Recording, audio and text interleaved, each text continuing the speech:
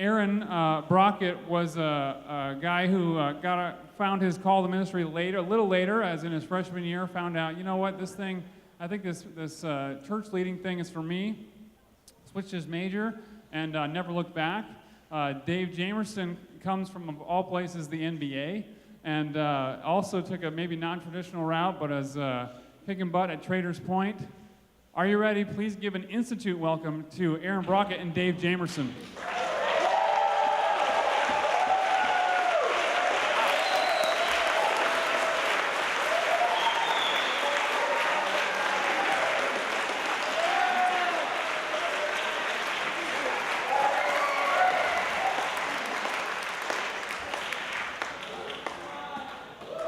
Wow, that was impressive. It was intense. Yeah.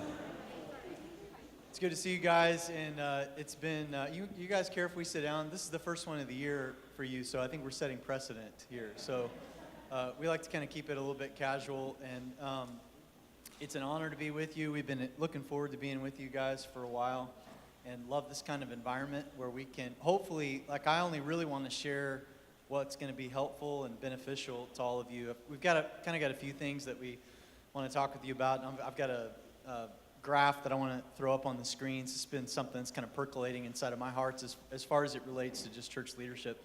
But the thing that I think would maybe be a little bit helpful is just to tell you briefly just a little bit about who I am and kind of my call into ministry, what I'm currently doing. Dave's going to do the same thing.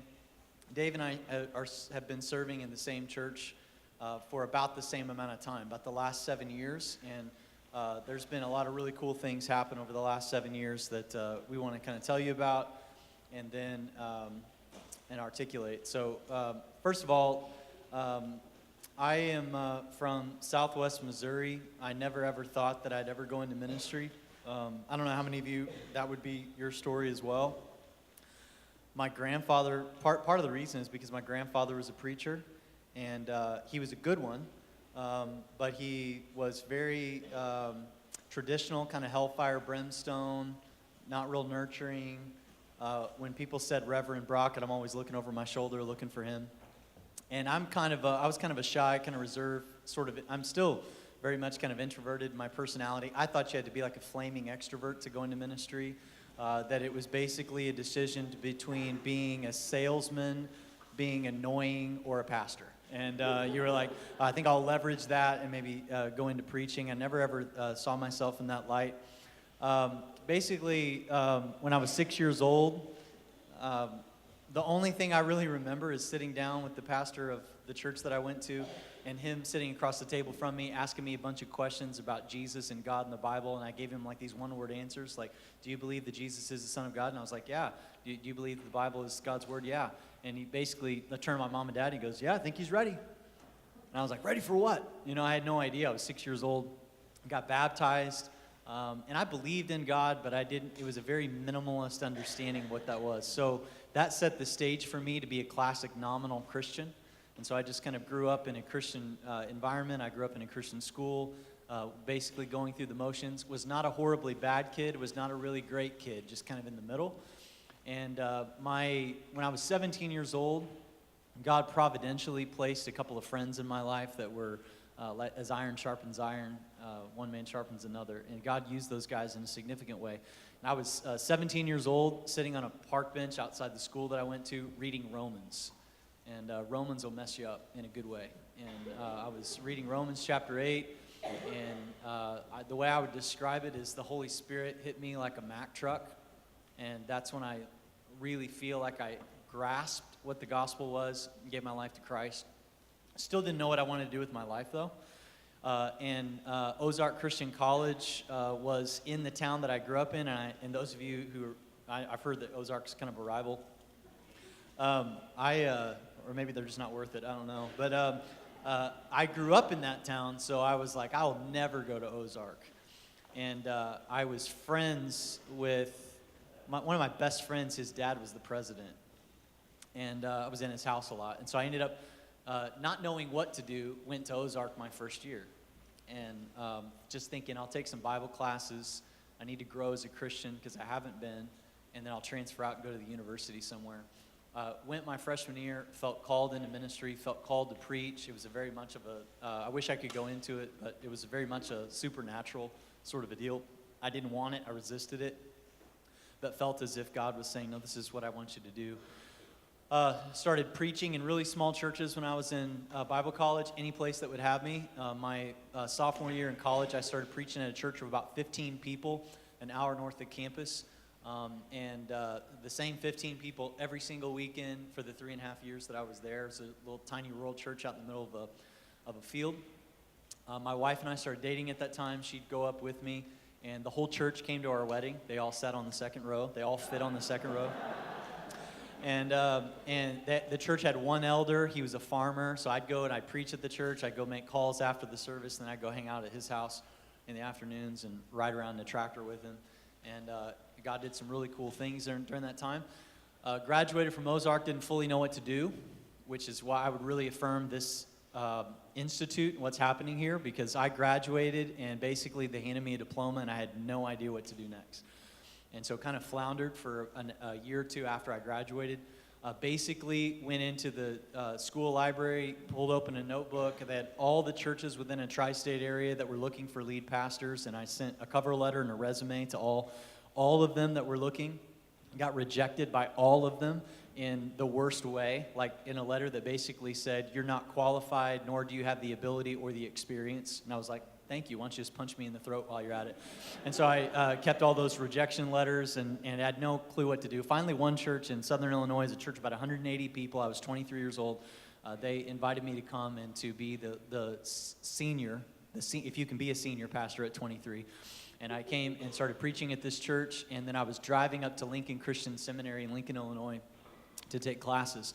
And those first 2 years of ministry was just one mistake after another. I had all this vision and all this passion and all this energy, but did not know how to lead people well in that regard. And so made a ton of mistakes in those first couple years of ministry. Served however long I could. Honestly, got kind of frustrated. Like I just thought, I don't know how much the church is going to grow and to accomplish in this environment. Left and went to the West Coast and planted a church. I don't know how many of you have heard of Stadia, but how many of you have heard of Stadia? The church plant? Okay, this was before Stadia became Stadia. It was the Northern California Evangelistic Association. And they hired me at 25 years old to plant a church in a university town. And so basically I went from not knowing what I was doing to really not knowing what I was doing. And the way I would basically describe it is they handed me a wrench and said, go build an engine. So I had to do fundraising, I had to develop a core, I had to find a place to meet, all this at like 25 years old. I hadn't even had a really good experience at that point. So we planted a church in a very intellectual, Davis is very akin to Berkeley. They're very similar communities, and so that's where we planted a church. And I served there for 5 years, getting a church going. The church still meets. They're actually doing better now that I've left. And they meet in a high school, and they're reaching a lot of university students. One of the guys that I baptized is actually the pastor of that church now. And God taught me a lot of stuff through that time. I would say all my 20s was frustration. So that's just there to encourage you, all right? I was just really frustrated through my 20s. Honestly, I think probably very much prideful. Like I thought, watch this. I'm going to be God's gift to the church. And God systematically just broke me down during my 20s to the point that I felt like the church that we planted grew to about 125 and then just stayed there, and it didn't grow beyond that. And I actually should have been celebrating that, and I was actually frustrated by it. And when I was 29 years old, I got about that close to getting out of full-time ministry altogether. I didn't think that I'd get out forever, but I needed out for a time because I was just tired, I was burned out, I was frustrated. Honestly, I started to get a little disenfranchised with things like this, going and hearing experts talk about church growth, and I would read these books and think, no, I tried that and it didn't work. And literally got to the point where I got on my knees and prayed and said, God, would you please just let me go sell Winnebagos? And that was not like a figurative speech. Like my wife has an uncle who sells Winnebagos, and he was offering me a job to move back to Missouri and to sell Winnebagos, and it was sounding really, really good. And so I was getting to the point where I was actively seeking to get out, just because I was frightened. Now, here's the thing. I was talking to some students last night who picked this up, and John Stott, in his book, The Living Church, talks about this, where he says the enemy has no new weapons. The same weapons that the enemy's been using to take down Adam and Eve all the way to today are the same. He's not smart. He's just resourceful in the sense that he uses the same weapons over and over again. And so the first weapon he'll use against you is overt or covert persecution. So we're seeing overt persecution in Syria right now. Covert persecution is the roll of the eyes of your neighbor or family member for being at this school. So he'll use persecution to wear you down. If he can't get you there, he'll use corruption. So we've seen that with televangelists. We've seen that with moral behavior, all that immoral behavior. If he can't get you there, he'll get you with distraction. And distraction is what I was experiencing. It was, I should be seeing greater results. I should be seeing the church explode. I should be getting invited to speak at things like this, and when I don't feel that, then I just want to tap out. And right when I feel like I got I was just one hair away from getting out, I think that's exactly where God wanted me. And I would just say that to all of you in the room. There's a lot of passion in this room. Don't let your gifting and your passion supersede your humility and your character. You either choose to get low or God will make you low. And I had to be made low. So right around the age of 30, 31, Traders Point Church calls me.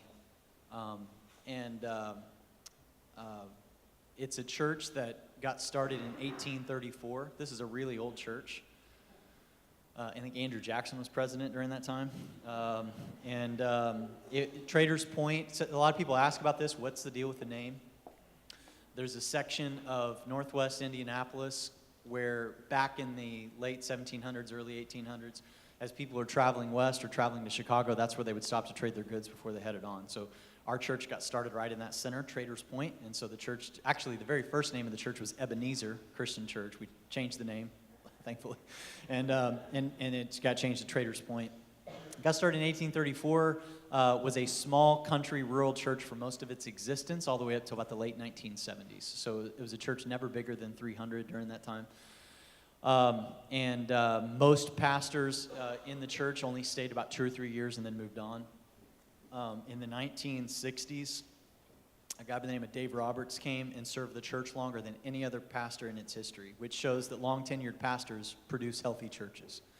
So he was there for 14 years, served faithfully. Did his MDiv at Southern Seminary in Louisville, Kentucky, and his dissertation was on governance models.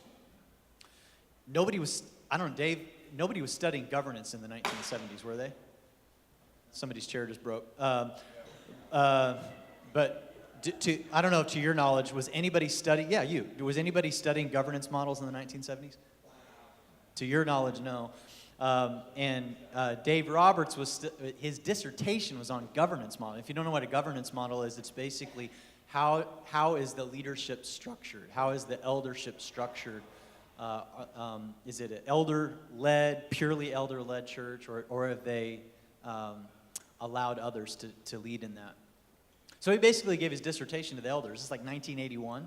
And he said, if you want to see Traders Point go, Indy is growing up to this area. If you want to see this church become more regional in its influence, to make more of a global impact, you got to change your governance structure.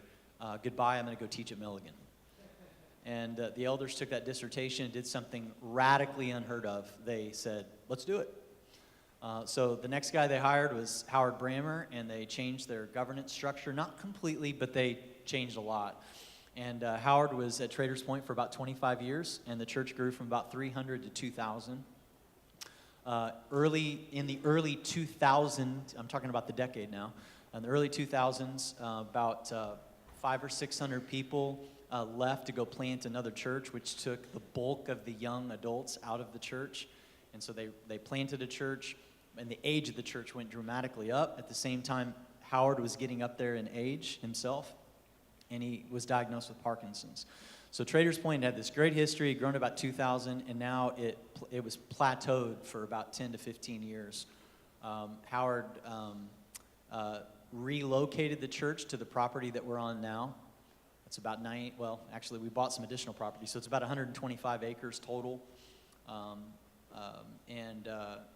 And it's the first Sunday that they moved into the new property, the attendance dropped to about 1,400 or so, as low as maybe 1,200, because a lot of the people didn't necessarily want to make the move.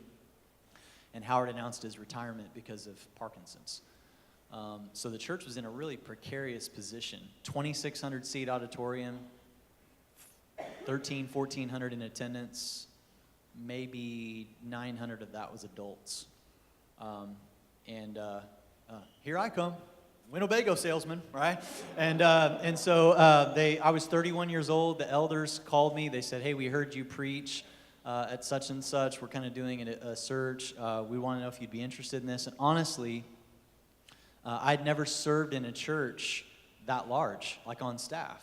I had attended a church when I was in high school of about 1,500, but I'd never served on a church staff. I had only been the lead pastor of a church of 180. That was as big as I'd ever led. And Traders Point was about 1,600 when they called me. So I came in 2007, and honestly, my primary objective when I came to Traders Point was don't kill it. It was a very high aspiration. I said, I got into the cockpit and said, please, God, just don't let me nosedive this into the ground.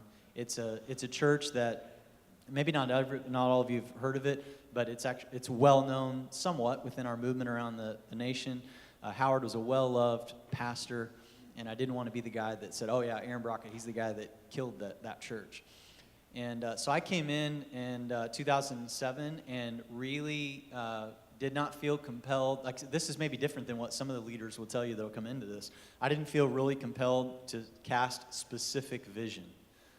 I just wanted to operate in general vision. And God's given us what the general vision is. The general vision that God has given us is the Great Commandment and the Great Commission. You cannot go wrong with those. So, Great Commandment is love the Lord your God with all your heart, soul, mind, and strength. Love your neighbor as yourself. The Great Commission is go and make disciples of all nations. And I said, man, I know for a fact that's what God wants us to do. And so I just came in and just very generally just tried to operate in that zone.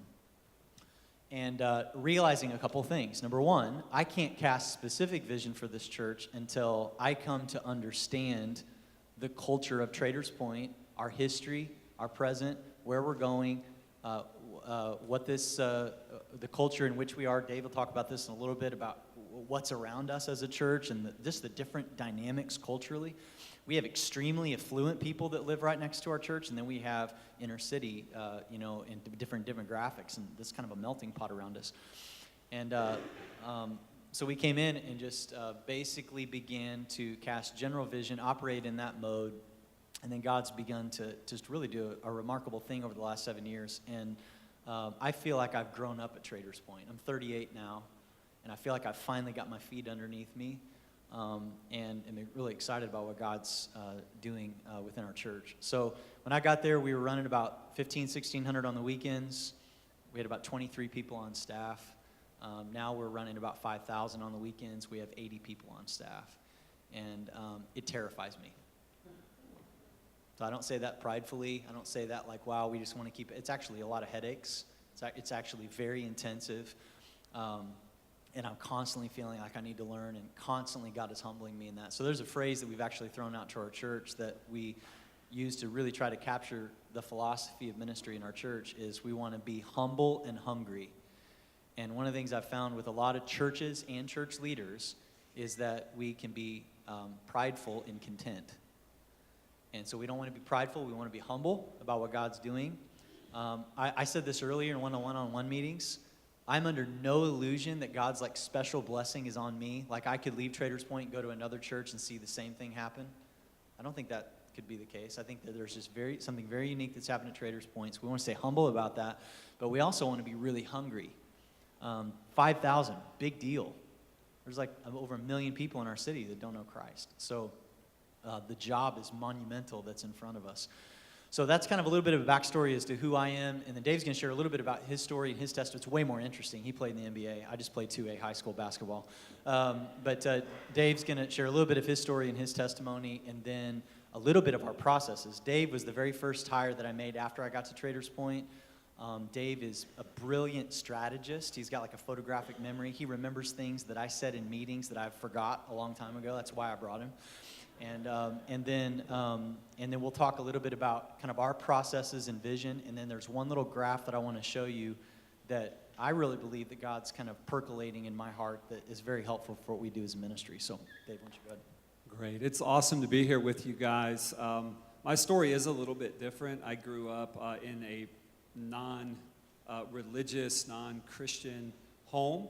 I grew up in Ohio, and my vision, passion for life was to obviously play in the NBA, and that's what I had my eyes set on. I got a chance to do that. In 1990, I was first-round draft pick of the Miami Heat, and then got traded to Houston. And I was very fortunate that when I got to Houston, the first player that I met on the team, literally, we had our first practice. We went into the weight room. We were lifting weights, and it was a guy who was a believer. And he really, for that whole first year, modeled for me. I saw something completely different in his life. I saw the way that he lived on the road when nobody else was around. I saw the way he related to his wife. When he had bad games, how he responded. And he had a huge impact on my life. And so we sat down right after the season ended. My first year in the league, we played the Lakers in the first round of the playoffs with Magic Johnson, and you guys probably don't even know who that is. He used to be really good. Right? Yeah. Okay. He owns the Dodgers now. And so we sat down at the end of the year, and he just said to me, he said, man, I've been watching you this whole year. I think you know about God, but I don't think you really have a relationship with Christ. And he said, hey, I have a pastor friend who really could help you in your walk with God. And so he said, you care if we get together? And I was like, yeah, that's fine. And so a week later, sat down. We all had an opportunity to sit down. That was the first time for me, truly, I can say that somebody really explained the gospel to me. And that has had a big impact on my life, because I look back and I go, oh my gosh, like I went through high school and I went through college, and I really don't remember anybody compellingly reaching out to me with the gospel. I mean, you kind of always know that it's out there, but that was something that really marked me. So I ended up giving my life to Christ that day. That was in June of 1991. And God began to really stir in my heart a passion for other people. I wanted people to experience the same grace and the same freedom and the same joy and the same peace that I had experienced, and something that the world couldn't give to me.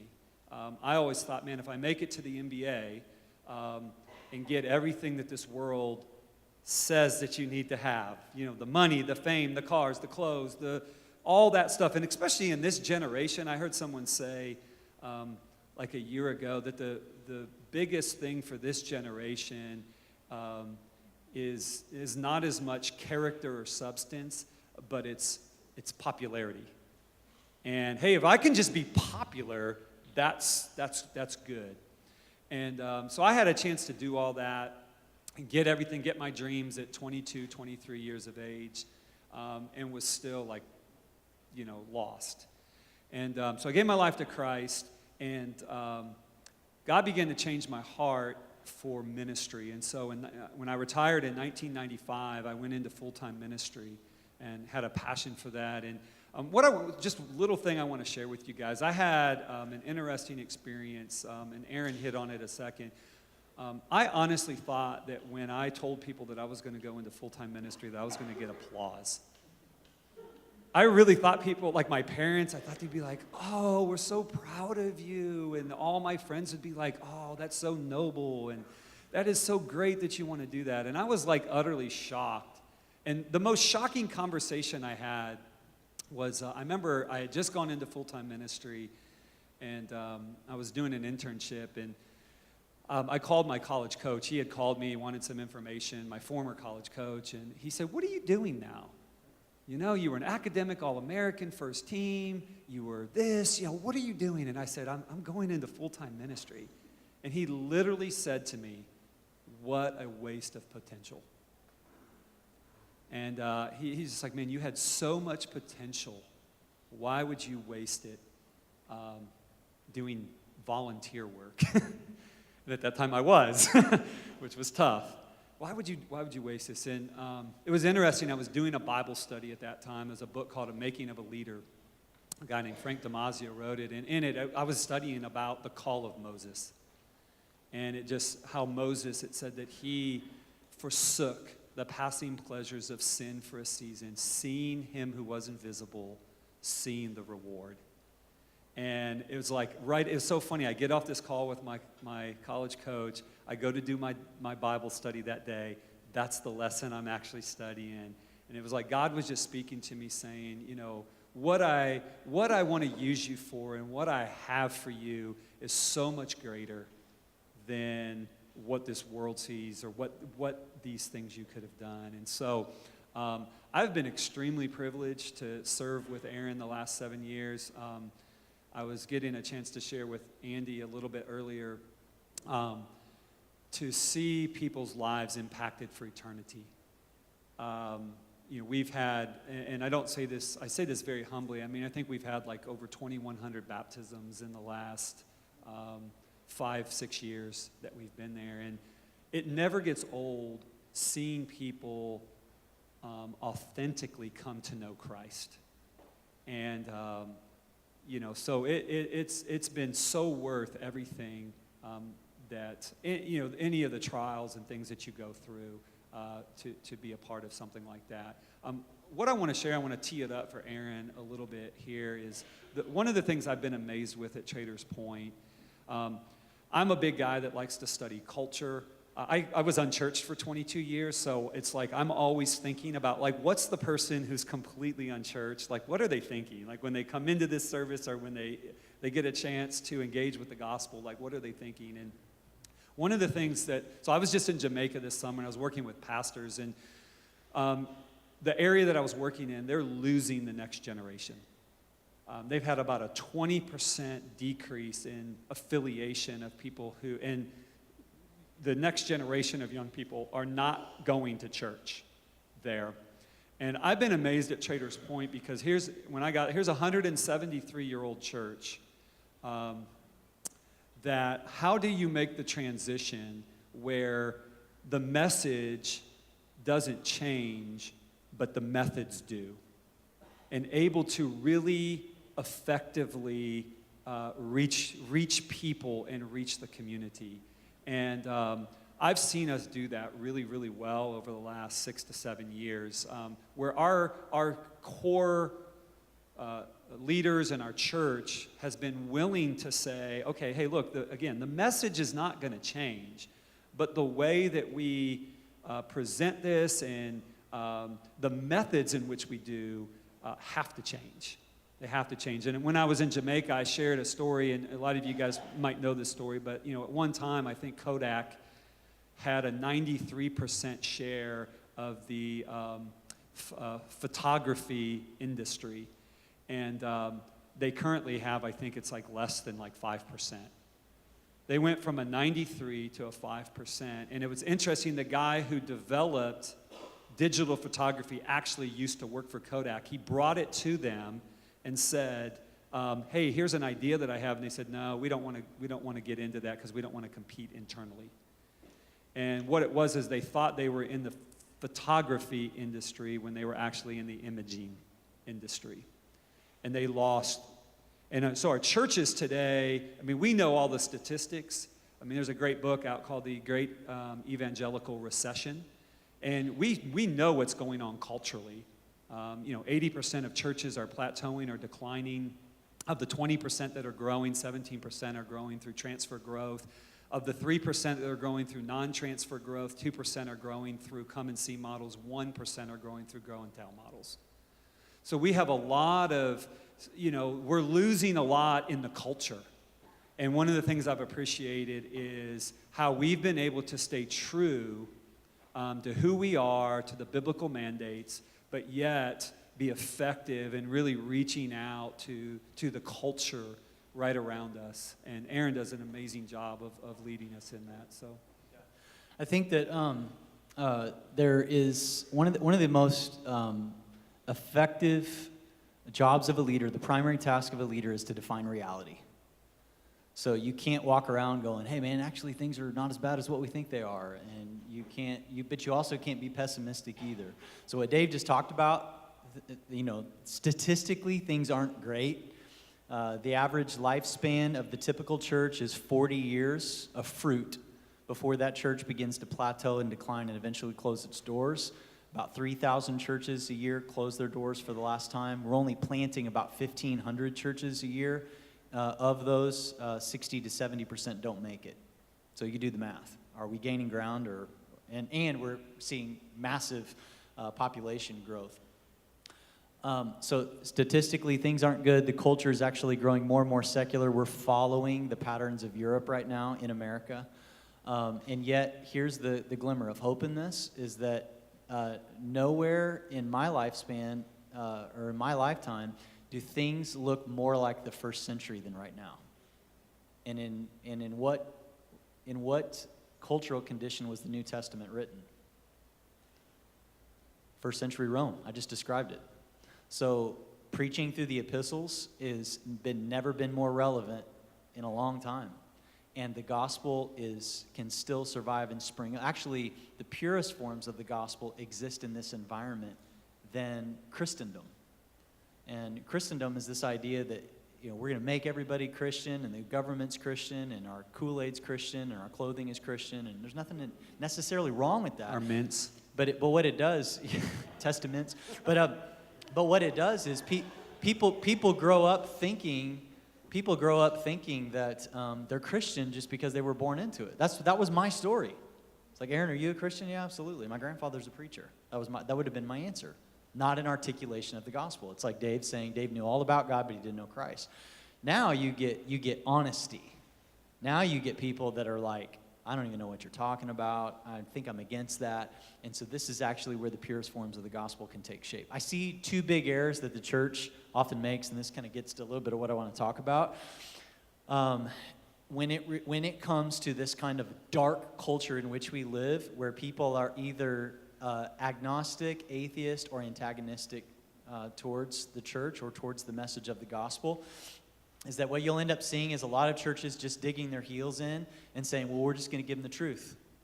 We're just going to just straight up forget marketing, forget buildings, forget any sort of culturally relevant stuff we can do. We're just going to teach the Bible, and we're just going to tell people the way it is. The Bible says it, and you better believe it. That you can go that approach. Or you can go the other way and get really, really slick and be market-driven. The term for this back in the 90s, 80s and 90s was, seeker-driven. This idea of let's go out and figure out what the questions that people have, and let's try to answer those questions and build church around that seeker mentality. That was well-meaning, but also a dramatically horrible error to make on this one side.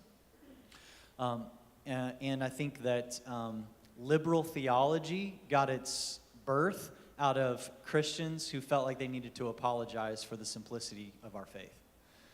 So the church is in error when and I don't want to call out different churches, but you maybe walk into a church that it's like, man, why don't you do something about the smell in this place? Do you guys know what the church smell is? You recognize that when you walk into a place and you're like, this smells like, church, like weird kind of church smell. And what are you doing with that carpet? And why are the seats that way? And why are you doing worship way, ancient, like it doesn't, and I'm all about like the hymns and the ancient worship, but why are you doing it in that form? And why are you teaching in such a way that's so difficult to understand? Well, we're just straight up truth. That's what's going to convince people. Or you can go the other way and you walk into a church and you go, I think they're so slick in their systems that if the Holy Spirit left, they wouldn't even know it, because they've relied on the systems. So Here's the thing that was kind of like a cold splash of water in my face when I got to Traders Point. It was very, very odd. When I was a pastor of a small church, I'd have people say to me, I don't think we're going to come back because it's too small. And when I got it to Traders Point, I would talk to people and they go, I don't think we're going to come back because it's too big. And I was like, okay, is there a magic number here? Like, is it 500? Like, what is it? And I had a lot of people that automatically, because like if you were to pull onto the campus of Traders Point, and I know a couple of you have been there, if you were to pull onto the campus, you'd kind of go, oh, I think that they're trying to reach seekers that's very contemporary looking and all that. And so I would get people saying, man, that's not for us. We're not about megachurch seeker sensitivity. And I'm like, man, neither am I. Like, I don't want that either. So this is something that's kind of been percolating in my heart that I really feel God has blessed and will bless continually. And it's this scale up here. So you've got evangelism and discipleship. And would we all agree that the job of the church is both of those things? I just talked about the great commandment, love people, love the Lord your God with your heart, soul, mind, and strength, love your neighbor as yourself. And then the Great Commission is not go and make converts. It's not go and boost church attendance. It's go and make disciples, which is a very different thing. A disciple means a learner. A disciple means somebody that will come and follow. As you know, in the Gospels, it's Jesus says 4 times more, follow me, than he does believe in me. So his basic invitation is, I want you to follow. I want you to come and hang out. I want you to spend time. I want you to use your brain. In the Gospel of John, the first red letters in the Gospel of John are the words from Jesus, and Jesus says, what do you want? It's like the first thing that Jesus says. What are you seeking? What's on your mind? So you've got these 2 things that the church is trying to do. It's evangelism. So you've got to reach out and you've got to figure out the culture in which we live and figure out a way to contextualize the gospel to where they and articulate it to where they can understand it. But then you don't leave them there. You grow them in maturity in Christ. That's our job as church leaders. And literally right now, I've got friends in ministry who would say, well, I don't really know how they're going to get saved, but I'm just going to raise up disciples. And I've literally got guys who say, well, I'm just trying to get them in the door and get them to Jesus. Whether or not they grow, I'm not really good at that. Hopefully they grow. And I'm just thinking, no, I think that's kind of like our responsibility to do both. So at Traders Point, this is this graph that's kind of helped me articulate what it is that we're trying to accomplish. If we go ahead and go to the next slide. It's this, whatever you want to call this like continuum line, and I've used extreme words for a reason. So to the right here, I've used hyper discipleship. And so hyper discipleship would be this idea of we're going to go deep. It's these trigger words. We're going to go deep. We're going to be expository. We're going to go verse by verse. I'm just interested in the meat. You've heard those kinds of phrases, and I love that. I'm all about that. But that's the kind of phrases that we'll use to the point that thinking through the lens of a non-believer is almost non-existent. So this summer, the elders give me every July to spend with my family and to travel and to see other churches and to fill up. I went to 6 churches this summer, thinking along this grid. And so I walked up to the church, and I was thinking, some churches that I walked up to, they never acknowledged me. They never said hi to me, which is okay. I take that with a grain of salt because it can be easy to do. You just assume that somebody's there. But in the service, a visitor was never addressed. I mean, I think you've got to address that. In your preaching, you've got to address that. And some guys will say, well, I'm in a small church, and they're all Christians. I know they are. There's 50 people here. They're all Christians. Okay, you're never going to reach non-Christians until you start teaching as if they're already there. For starters, if you don't address non-Christians, your people that are there will never invite them because they're embarrassed. They don't know if you're going to be speaking to them or not. And so I would walk through the doors of these churches, and the teaching was stellar, but it was lost in a lot of churchy language that was very difficult to understand. So you guys tracking with that? So hyper discipleship. And then you get the timeline continuum all the way over to where I would say to the far left would be hyper evangelism. And just my stab at it, I'm guessing that predominantly in our culture today, churches that are larger and growing probably are weighted a little bit more towards hyper evangelism.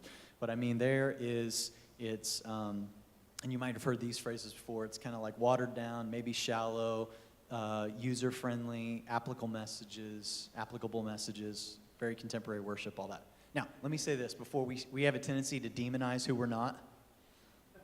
Okay, so is that just me?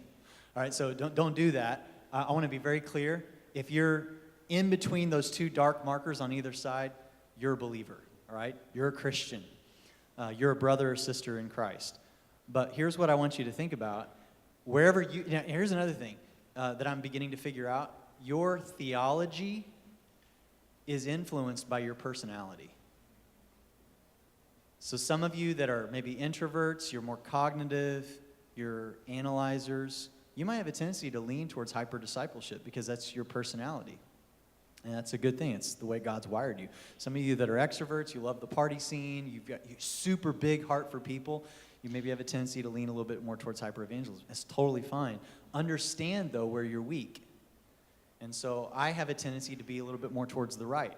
I'm a reader. I like to read dead guys because they've already shown us, what their whole lifespan. The guys that are writing books now that are still alive, I'm like, I don't know, bro. You could maybe go off the deep end, so I'm not going to read you just yet. Wait till you die, then I'll read you, all right?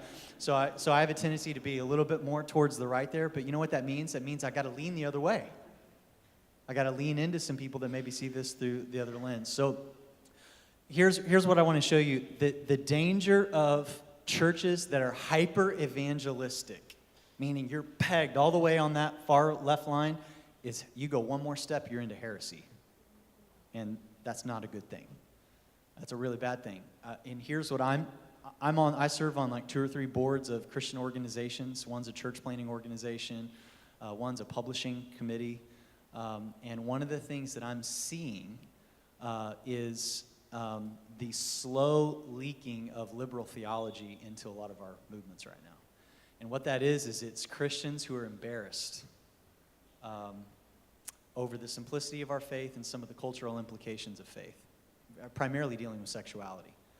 So what we have a tendency to do is we have a tendency to lean over here, and liberal theology always starts when nobody wants to talk about theology. We don't need to talk about that. We don't need to articulate that. That's already been done. And so the silence then allows us to soften doctrine. So the danger of a lot of churches that are just, hey, let's just get them in the door, let's just win them to Christ, but let's not give them any substance, is heresy. The other side is equally as damning, and that's you're one step into legalism, and which, by the way, Jesus has his harshest words for religious leaders who did not love people very well. So one of the things I did this summer, just internally, I didn't tweet about this, I didn't publicize it, I didn't say anything to anybody, is I pulled out my journal, and all the churches I could think of personally that I knew, I tried to rate them on this chart. And I just would place them.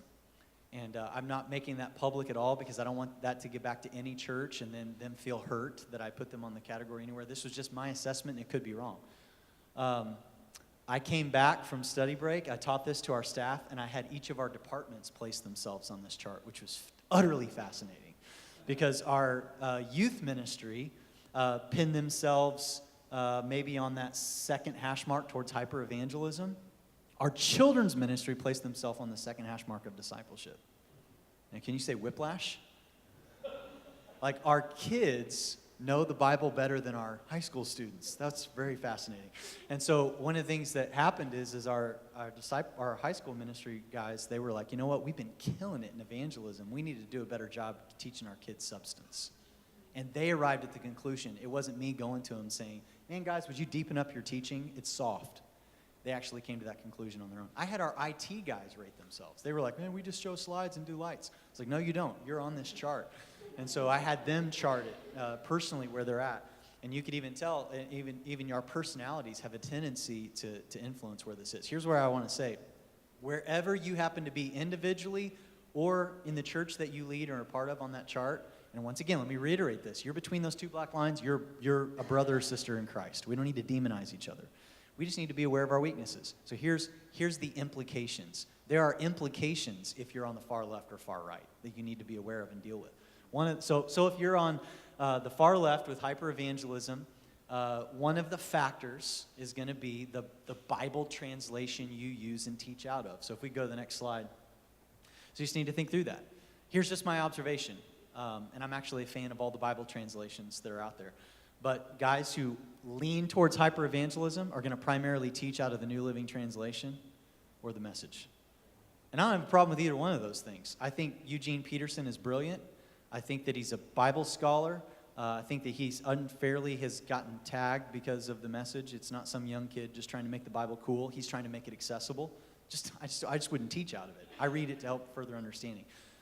The Message is great just for the descriptions of the Bible book you're getting ready to read. That's worth the price of the book. Guys who consistently teach out of the New Living Translation, I understand the heart behind that, because what you're basically trying to say is, I realize some of you are brand new to the faith, and I don't want you to get bogged down in a translation that's difficult to use. But a consistent, steady diet of that keeps them there. Does that make sense? I've got 4 kids at home. And my youngest daughter, she's not ready for certain kinds of foods, so we started off on softer foods, but eventually I need to help her grow in that. So you got to think through Bible translation and on either side. The Bible translation that I use primarily to teach out of is the ESV, which is not perfect in and of itself, but it's the most accurate to the original languages, and it's the most readable.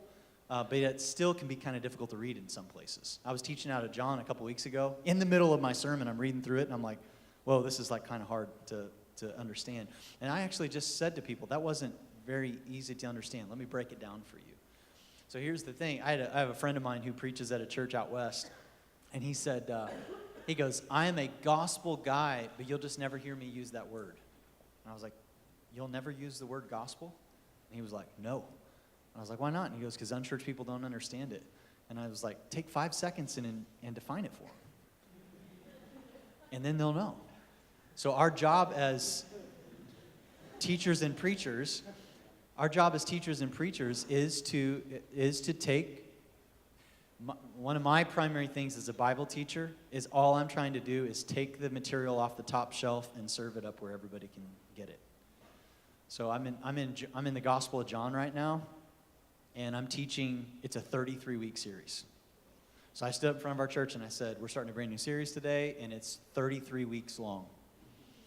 And for those of you who are ADD like me, calm down. We'll change the color of the graphics.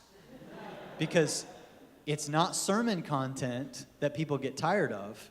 It's graphics and videos. And so we just basically said, I'm not just going to treat the Bible like Swiss cheese and bounce all around it.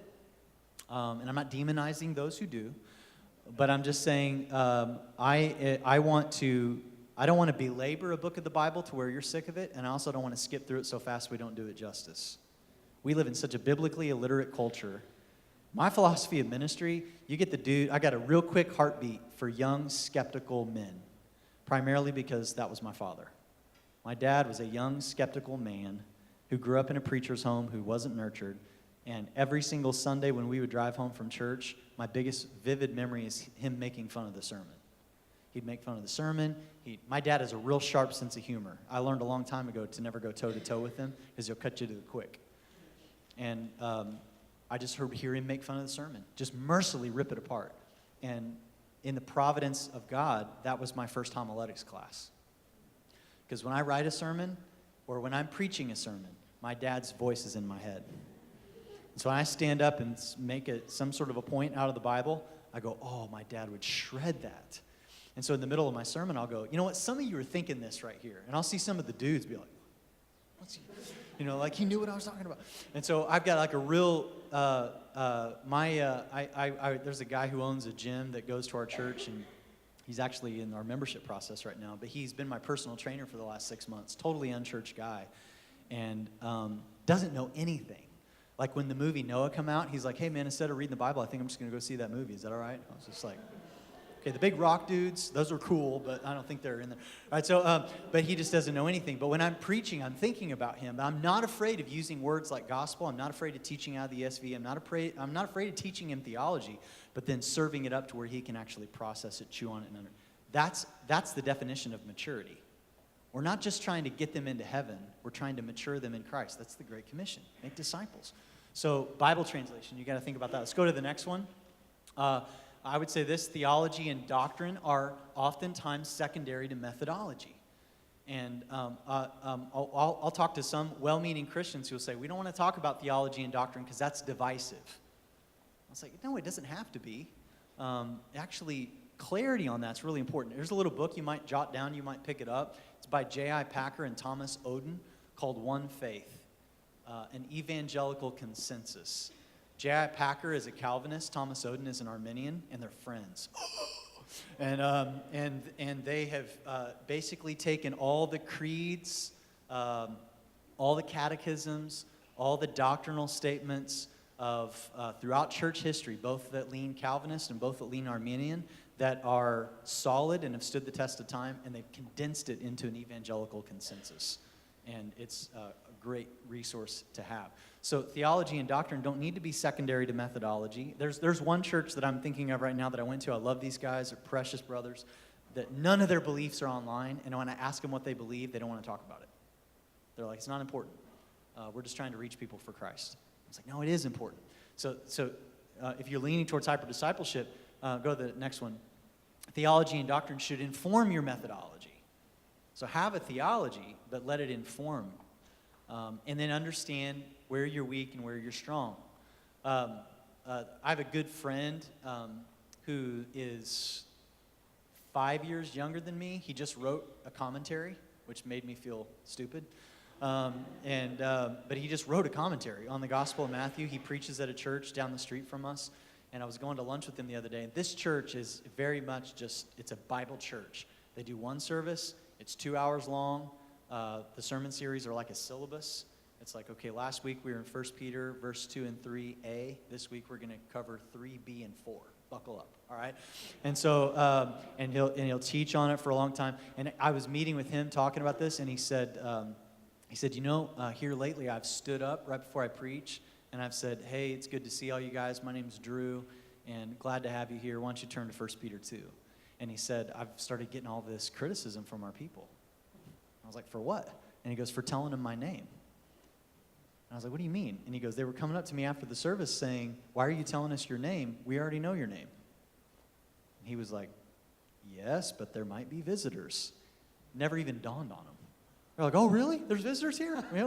And so this is leaning on the far end of hyper-discipleship. Like we just come to be fed. It's like a seminary class. Let's go to the next one that you just got to think through. Worship is more horizontal. So it's primarily how do people feel during this time. Those of you, I know this is a big worship arts school, but it's like this idea of we want this to be done really, really well, and we want people to feel at ease. We want it to be accessible. But if you're leaning towards discipleship, worship also needs to be vertical. And in your nature towards God, it needs to have good. Your worship. Here's this: your worship needs to have good doctrine in it. And so that's why worship art students don't dismiss theology and doctrine, because it's really, really important that you nail that. I mean, I love hearing really good artists sing really good, make really good music that's doctrinally sound. I just love that. I'll just give you a big kiss. All right, and then we go down to maybe to the next one. The eldership has a tendency in hyper-evangelistic, seeker-oriented churches to operate more like a board of directors, which isn't all a bad thing, but it's not entirely a great thing either. What I mean by that is in some very large churches, and this is what's getting some well-known names in trouble right now, because their board of directors was maybe 6 guys. 3 of them are their good friends that preach in other churches who are setting their salaries. Can you say red flag? And they meet maybe a handful of times a year, and they just kind of operate like a board. But if you're leaning more towards discipleship, your eldership is going to function more like ministers of prayer and the word. And so you've got to pay attention to that. Right now, we're getting ready to go multi-site, and the big question for us is, are we going to have elders at those multi-site campuses? Because we believe our ecclesiology says we really need to have the presence of shepherds, ministers of prayer and the word at those locations, and we're trying to figure that out right now. So anyway, that's kind of this continuum that I want us to think through. Instead of throwing rocks at the other side, we don't want to demonize each other, but we want to see, okay, where do I naturally fit on that graph? I'd ask you to do that individually, just your own self. Where do you just naturally fit? And then that's just going to identify maybe where you're going to need to lean away from some of those weaknesses and grow to a more holistic approach. So here's, at 38 years old, I'm beginning to see a crystallization really for what God's called me to. Not just to be a pastor of a church, but what specifically does God want me to do in that church? And I'm hoping that by the time I'm 40, I really get this figured out, and then for the next 20 years, I can do it really, really well. I want to stand in the gap between these two extremes. And so I'll stand up on the weekend, and I'm going to be really, really casual, but I'm going to go deep. And I'm going to make application, and I'm going to go after the person who thinks they're too smart for this, or the person who thinks they're too broken for this, and I want to bring together discipleship and evangelism. I want to reach the most broken, jaded, hurting person, and I want to help bring them into healing, and then lead them towards full maturity in Christ. That's what I want to see happen for the church. Those kinds of gospel-centered churches will be what will thrive in the midst of a really, really dark culture. So anyway, there's that. Got anything you want to add? Is it time I just for would Q&A? say that's one of the things that I've deeply appreciated about Trader's Point is the balance between those things, and I think that's one of our main core values that we have is finding that balance. So it's great. Q&A time. So, this is kind of fun. Tall guys versus short guys. Hey, I'm not short, man. Oh, sorry. So, how, Dave, has this played out? You said you're a systems thinker. I know it's kind of new. The church and staff just kind of plotted themselves on the graph, but has this started already to have implications, at least in your thinking, about how the systems work within the church? I mean, how is it starting to take root at Trader's Point? Yeah, like one of the things, just off the top of my head, I planted a church myself, and so I was a lead pastor for 4 years planting a church. And the way I like to describe it is, for me, it's like when you think of the church and you think of a church plant, a lot of times we think idealistically. Like for me, it's like going into the store and seeing that 1,000-piece puzzle that looks so beautiful, and it's got the bridge and the beautiful leaves turning, and then actually putting that puzzle together is like a lot of work to really do it, and pieces get lost and all those things. And so for me, pastoring, finding the balance in all of that was really, really challenging. So when I got here early on, Aaron said something for me, because, for instance, Sunday morning, just for me trying to figure out what our philosophy of ministry was going to be for Sunday morning. And it's like, okay, are we going to lean towards believe? Are we going to be, because I had friends as well that were completely seeker-targeted. And then I had people that's, no, these services should be 3 hours and we should go deep, and it's for, blah, blah, blah. And so Aaron said something the first year that I was there. He said, like, guys, here's our philosophy of ministry for Sunday morning. We want to be meaningful to insiders, accessible to outsiders, and glorifying to God.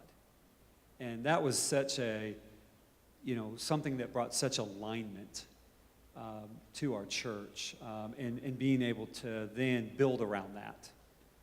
So that's a really good example of that.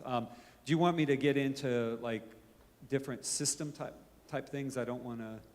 Briefly, if you can. Okay. Yeah. Well, it's, part of this too, this has influenced, I didn't get into this, but this has influenced our philosophy of church membership. And when I grew up in church, that meant nothing. I grew up in a Baptist church, and it was basically, we received a new people up front. They didn't take any sort of class, and the whole church voted on them, like right then. And they were just like, hey, they come on call of a letter from such and such, and everybody who wants to welcome them into our family, make it that be known by your upper-handed right hand and say amen. So odd. It was so weird. And I had no idea what church membership was. I went to go plant a church, and I remember I said, I'm not going to do church membership because I don't want anybody to not feel welcome here. I just want to open up the doors and bring everybody in. And that was one of the biggest mistakes I'd ever made in my entire life. And because then nobody understood really what we were trying to accomplish as a church. Beliefs were all over the map. We had people in leadership positions that didn't even really believe that Jesus was God's son. I mean, it was just a mess. And so when I got to Traders Point was doing the Saddleback Rick Warren model. I don't know if you guys were aware of some of that. Maybe not. But the Saddleback model was 101, 201, 301, 401. It was a little baseball diamond thing. And so 101 was an introductory class, and let's just say 100 people would show up to it. 201 would take you to the next level, and then maybe 50 people would show up. 301 was a little deeper, really serious, 25 people to show up. And 401, the faithful five, would cross over the plate. And then they were like, we don't even know what to do next, sort of a thing. And Traders Point had adopted that model and wasn't going anywhere. So the eldership said to me, in my first 2 months, they said, reinvent our membership process. I was like, man. And so my first study break, July of 2008, I went to Colorado, got up in the mountains where the air is thin. That's where I do my best thinking. And just sat down and prayed and read the Bible, and we came up kind of with a membership process that I had a student pastor we just hired a year ago who is pegged all the way over on hyper-evangelism. And he told me, he goes, man, if you would have told me that our church is growing as fast as it is with that membership process, I would have laughed 2 years ago. What we've done effectively with the membership process is we've raised the bar big time. It's not easy to become a member of our church. Not to the point of legalism or harshness, but reality. And we're very loving with people about it. So basically, this is what's informed this process. Is our membership process is when somebody, every single weekend, I say, I acknowledge our visitors every single weekend before I preach. Just say, hey guys, my name's Aaron. If you don't know who I am, I'm one of the pastors here, and we'd love to meet you sometime. If you got questions, stop by Connection Central. We'd love to give you a gift. We'd love to give you a Bible. We'd love to answer your questions. When you feel comfortable, I'd love to see you at First Step. And First Step is a real informal time between me and people in our church. That's about 10 to 15 people. I get a chance to hear from them. They tell me their church background, where they're coming from. It's fascinating to see who God's bringing to our church. Then I cast vision for our church by basically saying to them, whether you're here at our church for 6 months or 60 years, what I really want for you is I want for you to come to know the gospel. I want you to come to know the Bible better than you do now, and I want you to come to look more like Jesus the day you leave and the day you came. That's really what I want for you. And then I tell them about our membership class, which meets on a Sunday afternoon from 2 to 4. And we teach church history. We teach doctrine, beliefs, values, what it means to be a member. Everybody in those classes are about 85 to 100 people. It's a room very much like this. We have them all sit around round tables. They each fill out an exit interview, and we ask them, have you accepted Christ as your Savior? Have you been immersed by water baptism? Are you interested in moving forward as a member of this church? And a certain percentage say no, because they realize how serious we are. And it gives them an easy way. And we say, if you're not ready to become a member, you are absolutely welcome to continue to come and be a part of this church family and be fed, and we love you. So we don't ever say you got to be turned away. But I don't know what the percentage of, most of the ones that come to that, they say they're ready to move on. And we put them in a 6-week small group that meets during one of the hours on Sunday. Dave's teaching one of those right now. A new one started up yesterday. And we have written our own curriculum, and we teach them everything that we're talking about here. Beliefs, values, doctrine. So we had a girl in the class yesterday who, she came to the membership class. We know her. She's tracking. She was a great listener in the class. And I probably would have signed her up for membership if that's all we would have done. But we got her in this small group. First question she asks is, what's the difference between the God of the Bible and the Muslim God? Yeah. She said, it's pretty much the same, right? Right? Yeah, we're worshiping the same God, right? It's like, okay, we've got a little bit of clarifying to do. And rather, if we would have just done a 2-week membership class in a setting like this, we would have joined her. She would have been in. She could have led a small group. She could have taught classes. And she's going around telling people, yeah, we basically worship the same God as Islam. And so this... Did it innocently. Yeah, she's I mean, not it being wasn't the enemy. maliciously. She was really trying to figure out, like, she's just like, I mean, it is the same, right? And I was just like, well, no, let's break that down a little bit. So we ended up only, I mean, it was like a 4-page chapter 1. It's what does it mean to be a Christian? And we ended up not even getting past page 1. And I said, hey, guys, I'm in no hurry here to rush through this material. what we're interested in doing is just laying a good foundation in your life. And we'll come back next week and we'll talk about the second half of this. But we got a chance to, and I thought I made a good statement in there. I said, look, the gospel's different in the sense of it's not helping good people become better. It's helping dead people become alive. And that's a big difference. And that like really resonated with her. You know, she was like, oh, okay, that makes more sense. So this whole process, once again, she's with that answer, she's maturing. So we're in no hurry to just get her in and get her signed up. So we do a 6-week membership class, and we try to pick where people geographically live, so that way they live somewhere close to each other. We try to match them up. We think that they'll have good relational chemistry. It doesn't always work, but sometimes it works. And then at the end of that 6-week membership class, they all sign the membership covenant, to which I have a stack of these that on my desk almost every single day that I'm signing. And so they join the church with a life group, people that they've already been in a relationship with. And about 83% of those groups decide to stay together. So that's our small group system, is the way people come into the church, the way that people join the church. So this has definitely influenced our thinking.